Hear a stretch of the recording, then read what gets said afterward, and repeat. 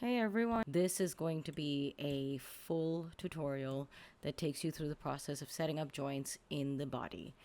So let's get started. So first things first, let's make sure that we can't accidentally grab and move our geometry in any way. So I'm going to just grab this and this, come to my layers, attach this to the layer and put this into reference mode so that I can't select it in my viewport. If I want, if it's too distracting to make it reference, you can set it up as a template, but either way, you should be able to see and access what you need. You can see how creepy my character looks now that we can see the giant eyeballs and stuff, but it's fine.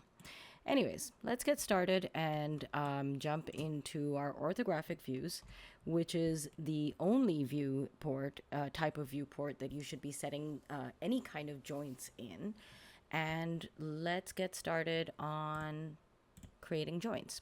So I'm going to hold down X, snap. You can see I've got a nice spot over here. And I'm going to just go ahead, make it relatively easy for myself, and make 5 joints. That's 1, 2, 3, 4, 5. Right. Hit enter to complete the tool. And if you want, we can take a look and see, oh, these are all equidistant. If they weren't, what you could do is go through, select all of these, and pretty sure I can hold down V, snap them all. Ooh. Yeah, that's just going all over the place. Sorry, it's being attracted to the geo. So yeah, that's where the template mode is much better. But once I've snapped it all down, I can actually pull all of them back up at the same speed. It's a little trick. It's kind of fun and easy to do, but it allows you to make sure that you get exactly the length that you want in the way, because not everyone is going to have, a character that's exactly the same size as what I was kind of planning to make it. So this way we can kind of refine and adjust. So something that you'll notice that the value that you get on each of our joints right now is just a 3 on the translate X.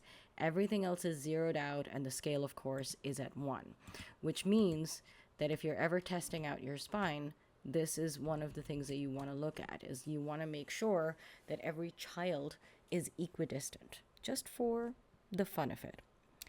Then let's go ahead and pop into making the arm. And I'm only going to make one side because what I want to do is mirror the joints across. So I'm only going to do one side of joints for each set of joint chains. We'll come back to the neck and head right at the end. But first, let's do the arm, then the legs, then we'll name everything, and then we'll move from there. So hit Y to reactivate the last tool that you used. Hit X. Let's make sure it's in here somewhere. This. And oh, look at that. It's a little further back. So I'm going to just kind of generically pull this back a little bit this way. And then I'm going to hold down X, bring this here where I expect the wrist to be, and this. So you can see I've set joints. I've deliberately created a bend here. The bend is just to make sure that I have that degree of setup for myself in terms of like if I'm setting up an IK, I can fold it, bend it forward. It'll understand where the bend is. If you don't have room to do that, if you need to make a perfectly straight arm, then what you do is you just make it straight and then bend it and set a preferred angle manually. So before I do anything else, I'm going to just go in here and make it so that I can just fit these arms onto the geo or the geo onto the joints right now. The reason for this is because I don't want to get into a place where I have to keep moving the joints and rearranging them, and that's really, really painful. So I'm going to pop in over here. I'm going to turn on symmetry for object X. Let's grab just this one side, check and see how these arms are going to move. So look at that. All right. I wonder if I can look at this in the perspective view as well.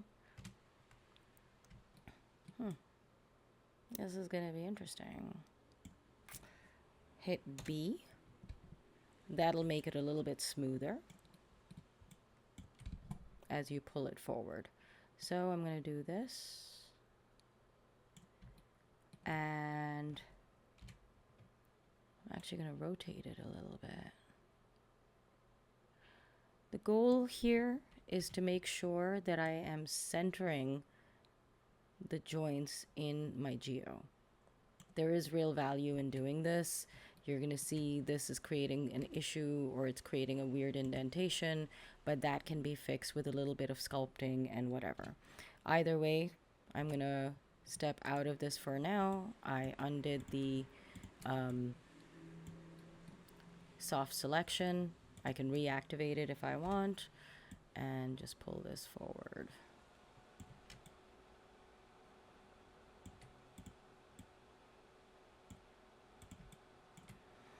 All right, here we go. So we've got joints set up for the arms. Let's go back into the layer and set this for transparent, template mode. And now we're gonna throw in legs. So for the legs, I'm gonna come back into the front view.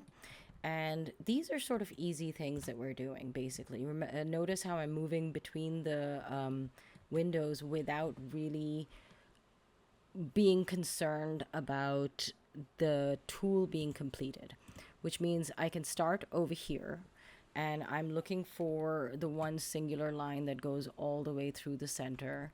I may not get it exactly. We might have to edit and adjust this. So let's go ahead, hit X, and then I'm going to come here and I'm just going to draw something down towards the knee. It's going to be bent forward.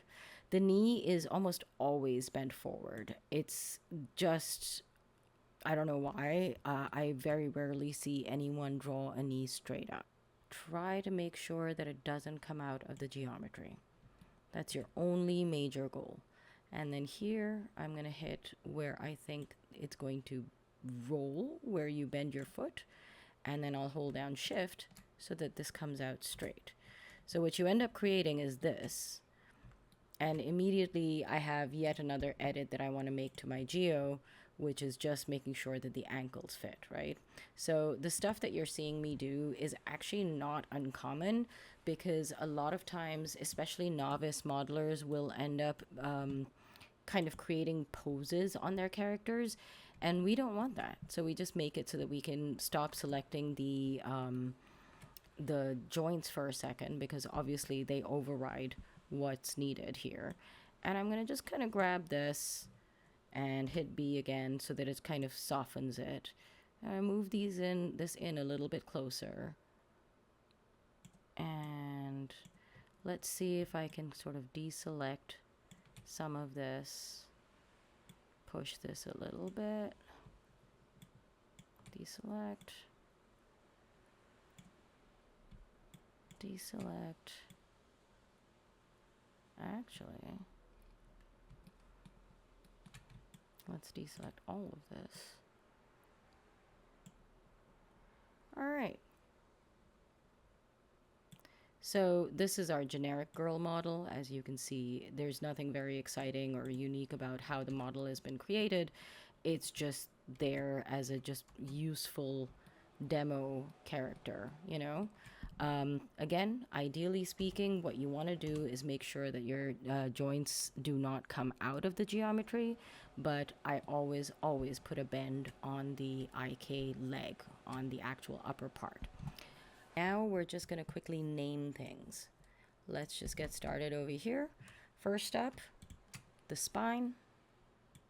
Our search and replace names are the best things that we can ever use, because it is just wonderful to be able to like replace your all of the hard work and do it all in one go.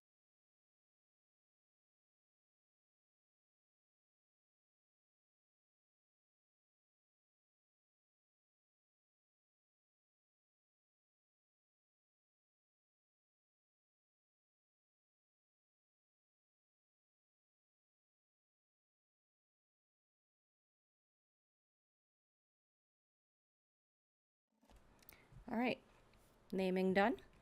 Next, we do one more thing. Let's do the clavicle. because that's a little joining thing over here that we want to set up. And then we're going to set up one hip joint because the legs will actually have their own ability to move independently. So here, coming back to the last use tool, which is our joint tool, I'm going to hit from here to here. Hit enter.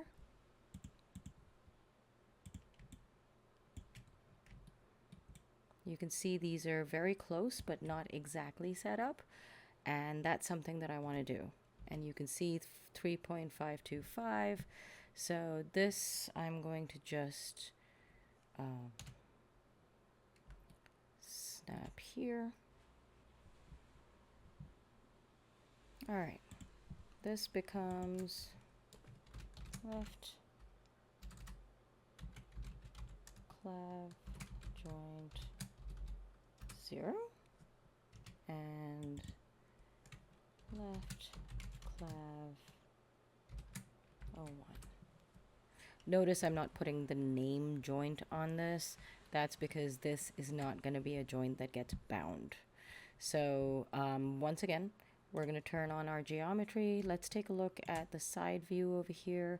If the legs don't feel right, as you can see, there's some stuff going wrong over here. Something that you can always do is hit your pivot mode, your D for dog, and just rearrange these carefully, of course, to be more where you expect them to be. So I'm just going to pull this forward. These legs are relatively straight now. And I can even, of course, if I just hold down X and grab one axis, it'll stay over there, but it'll hit like just one axis along the way. So I could absolutely do that as well, just to be, I don't know, somewhat specific in how I'm working on this, you know? So here's that. I hit D, and here we are. So we do have translation values on these, obviously. And if you are concerned about it, or if your geo or if your IKs don't work very well, then I would recommend using the same technique that we use for. All right, so now we have one more step to do, which is the mirroring option. Mirroring is very simple. Go into skeleton, mirror joints, always go into the options so that you can make sure that you've adjusted these settings. I always work with a mirror function behavior, and because I am working with a Z front, I need this to mirror across the YZ plane and not the XY plane. So be very aware of how your character is oriented so that the mirroring process doesn't go wrong. Then our L underscore with R underscore. Remember, all of these things have an L underscore attached to them. So now I can just quite easily select one thing, hit apply, hit G to repeat the last action I just set, and G again. We have one joint that I'm going to set up over here.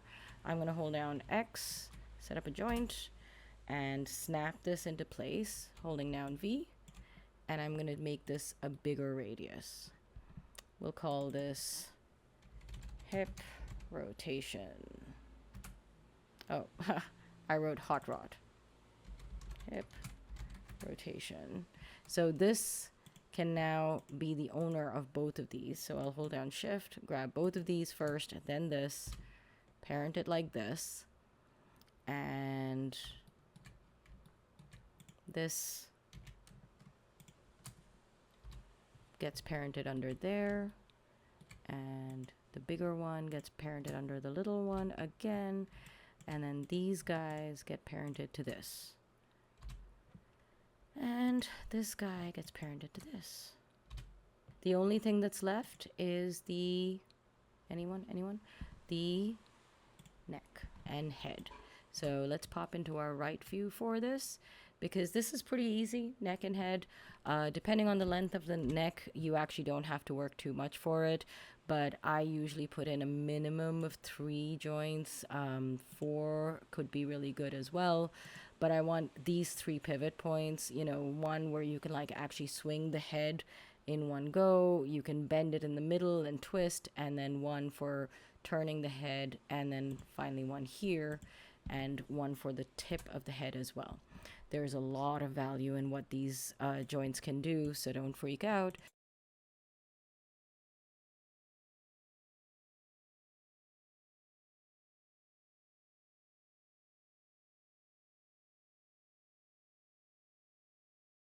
So that officially means that our neck joint just comes and pops into here, and everything now exists into one singular hierarchy with your character fully set up. Well, the geometry getting ready to be bound to our character.